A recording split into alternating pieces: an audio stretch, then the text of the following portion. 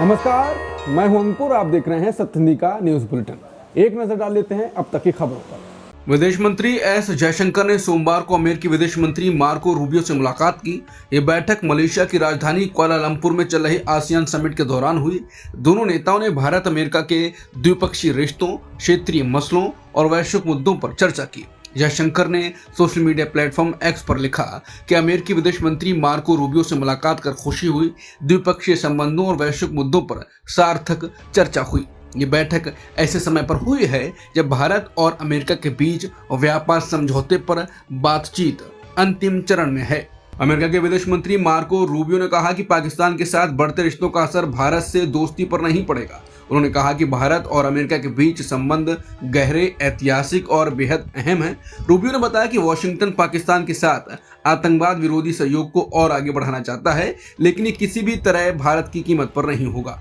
जब उनसे पूछा गया कि क्या भारत ने इस पर चिंता जताई है, तो उन्होंने कहा कि भारतीय परिपक्व हैं और समझते हैं कि अमेरिका कई देशों से रिश्ते बनाए रखता है। हाल ही में अमेरिका और पाकिस्तान के बीच खनिज और ऊर्जा क्षेत्र में $500 मिलियन का समझौता हुआ है। रूबियो ने इसे व्यावहारिक विदेश नीति का हिस्सा बताया।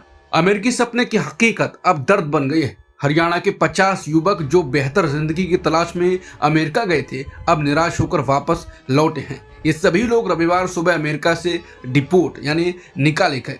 इनकी उम्र 25 से 40 साल के बीच है। जानकारी के मुताबिक इनमें से 16 युवक करनाल, 14 कैथल, 5 कुरुक्षेत्र और 1 पानीपत से हैं। अमेरिका पहुंचने के लिए इन युवकों ने डंकी रूट यानी दक्षिण और मध्य अमेरिका के रास्ते से होकर गैर कानूनी तरीके से सीमा पार की थी। कई लोगों ने इसके लिए जमीन बेची, घर गिरवी रखे और एजेंटों को लाखों रुपए थे, लेकिन सपना अधूरा रह गया। कुछ युवक अमेरिका में सालों तक रहे तो कुछ महीनों में ही पकड़े गए। कई लोगों को डिपोर्ट होने से पहले जेल भी जाना पड़ा।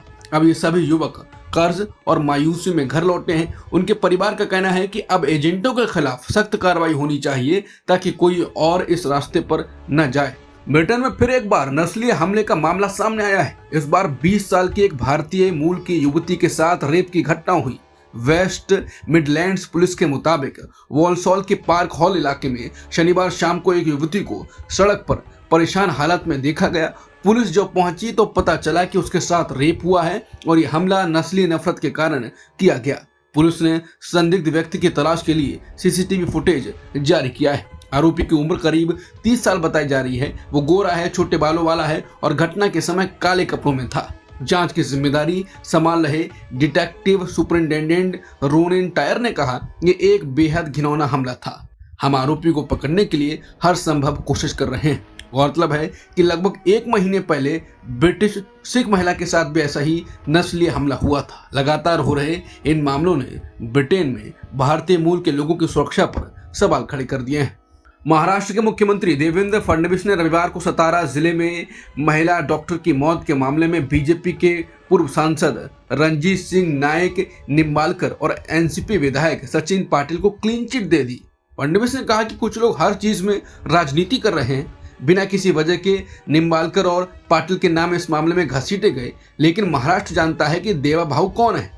अगर उनके खिलाफ कोई सबूत होता तो मैं खुद ये कार्यक्रम रद्द कर देता।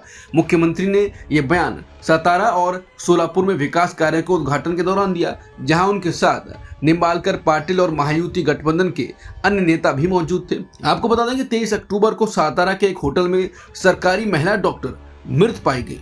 उनकी हथेली पर लिखे सुसाइड नोट में उन्होंने अपने मकान मालिक के बेटे प्रशांत बांगर पर शारीरिक और मानसिक प्रताड़ना का आरोप लगाया और सब इंस्पेक्टर गोपाल बादाने पर यौन शोषण और बलात्कार का।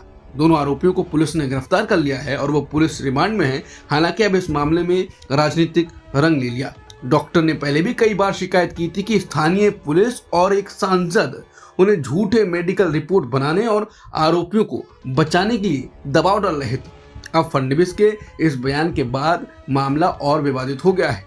कर्नाटक में स्पेशल इन्वेस्टिगेशन टीम यानी एसआईटी की जांच में सामने आया है कि 2023 विधानसभा चुनाव से पहले मतदाता सूची से धोखाधड़ी से नाम हटाने का खेल सिर्फ आलंद विधानसभा सीट तक सीमित नहीं था। एसआईटी को शक है कि कलबुर्गी जिले की कम से कम 2 और सीटों की वोटर लिस्ट से भी नामों में हेराफेरी की गई। सूत्रों के मुताबिक कलबुर्गी इलाके के कुछ बीजेपी नेताओं ने एक डेटा सेंटर से संपर्क ये काम करवाया था। बताया जा रहा है कि उस डेटा सेंटर के साथ एक उम्मीदवार की ओर से वोटर लिस्ट बदलने का समझौता किया गया था। एक अधिकारी के अनुसार गुलबर्गा शहर की एक सीट पर करीब 35,000 वोटरों के नाम में बदलाव किया गया और इनमें ज्यादातर अल्पसंख्यक समुदाय के लोग थे। जांच में पता चला कि कलबुर्गी के एक अकाउंटेंट के जरिए डेटा सेंटर को पैसे ट्रांसफर किए गए थे। एसआईटी ने उस अकाउंटेंट का लैपटॉप जब्त कर लिया था और उसे जांच में मुख्य खिलाड़ी माना जा रहा है। इंडियन एक्सप्रेस की रिपोर्ट के मुताबिक डेटा सेंटर में काम करने वालों को हर ऑनलाइन एप्लीकेशन के लिए 80 रुपए दिए जाते थे। ये सेंटर मोहम्मद अशफाक और उसके साथी मोहम्मद अकरम चलाते थे। अशफाक से 2023 में पूछताछ हुई, जिसके बाद वो दुबई चला गया। एसआईटी ने अब तक 3 डेटा एंट्री ऑपरेटरों से पूछताछ की है। हालांकि फिलहाल एसआईटी को अन्य सीटों की हेराफेरी की जांच का अधिकार नहीं मिला है, लेकिन आनंद सीट के मामले में मुकदमा चलाने के लिए जरूरी सबूत एसआईटी को मिल गए हैं। देश भर में वोटर लिस्ट की बड़ी जांच शुरू होने जा रही है। चुनाव आयोग आज यानी 27 अक्टूबर की शाम प्रेस कॉन्फ्रेंस करेगा, जिसमें स्पेशल इंटेंसिव रिवीजन यानी एसआईआर की घोषणा की जाएगी। इस अभियान के तहत मतदाता सूची की पूरी जांच और अपडेट किया जाएगा। अभी पूरी जानकारी सामने नहीं आई है, लेकिन शुरुआती चरण में 10 से 15 राज्यों को शामिल किए जाने की संभावना है। पहले चरण में उन राज्यों पर जोर रहेगा जहां 2026 में विधानसभा चुनाव होने वाले हैं, जिनमें तमिलनाडु, पश्चिम बंगाल, केरल, असम और पुडुचेरी शामिल हैं। विकासशील इंसान पार्टी के राष्ट्रीय अध्यक्ष मुकेश सहनी ने बिहार के मुख्यमंत्री नीतीश कुमार पर बड़ा बयान दिया। उन्होंने कहा कि नीतीश कुमार अब स्वास्थ्य कारणों से राज्य की जिम्मेदारी नहीं उठा सकते। सैनी ने कहा कि पूरे बिहार में बदलाव की लहर है। 2005 में जनता ने सोचा कि नीतीश कुमार को एक मौका देना चाहिए। 2010 में उन्होंने विकास किया। 2015 में वो लालू यादव के सहयोग से फिर मुख्यमंत्री बने। 2020 में बीजेपी और हमारी पार्टी के समर्थन से किसी तरह सरकार बनाई। हमें उनसे कोई शिकायत नहीं है, लेकिन अब उनकी तबीयत ठीक नहीं, इसीलिए उन्हें इतनी बड़ी जिम्मेदारी नहीं दी जा सकती। मुकेश सहनी ने लोगों से अपील की कि अब युवा नेताओं को आगे आने का मौका दिया जाए।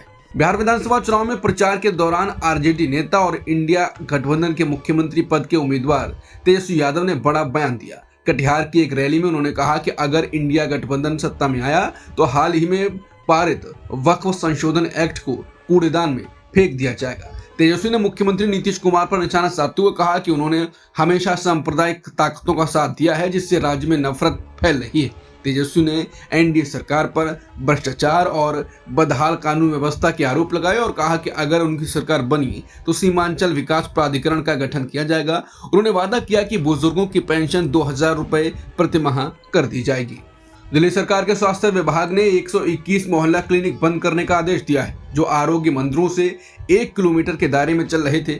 मोहल्ला क्लिनिक यूनियन का कहना है कि करीब 2,000 कर्मचारियों, जिनमें डॉक्टर भी शामिल हैं, उनको बिना कोई पूर्व सूचना दिए हटाया गया है। यूनियन अध्यक्ष जितेंद्र कुमार ने आरोप लगाया कि पहले मुख्यमंत्री रेखा गुप्ता ने क्लिनिक कर्मचारियों को आरोग्य मंदिरों में समायोजित करने का आश्वासन दिया था, लेकिन अब नई भर्तियां शुरू कर दी गई। वहीं डॉक्टरों का कहना है कि सरकार ने केंद्रीय प्रशासनिक अधिकरण के आदेश का पालन नहीं किया, जिसमें 2 हफ्ते का और नोटिस देने को कहा गया था। केंद्रीय प्रशासनिक अधिकरण ने अगस्त में कहा था कि मार्च 2026 से पहले किसी कर्मचारी की सेवा समाप्त करने पर नोटिस जरूरी है।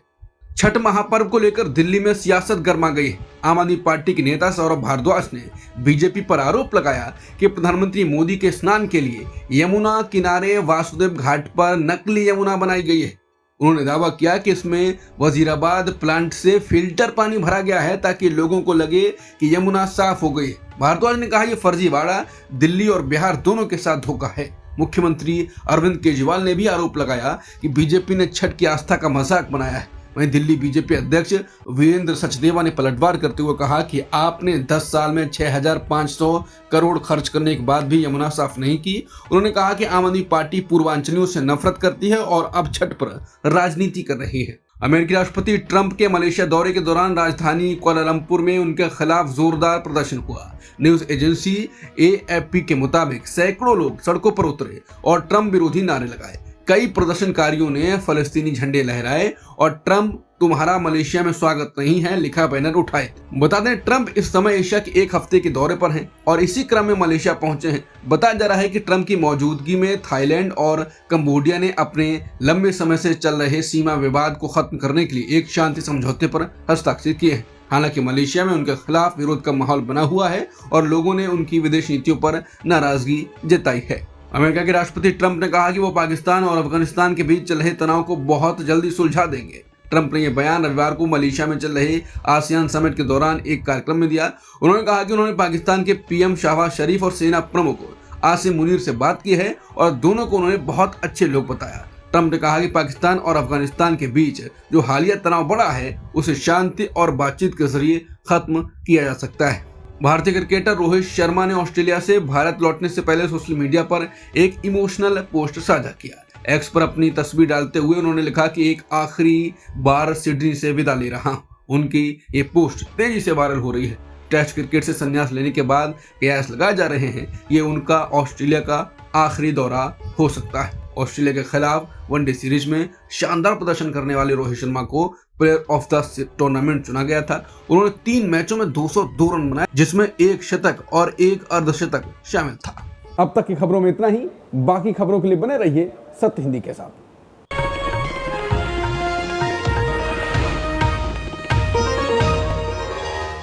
Copyright disclaimer under Section 107 of the Copyright Act 1976. Allowance is made for fair use for purposes such as criticism, comment, news reporting, scholarship, and research. Fair use is a use permitted by copyright statute that might otherwise be infringing.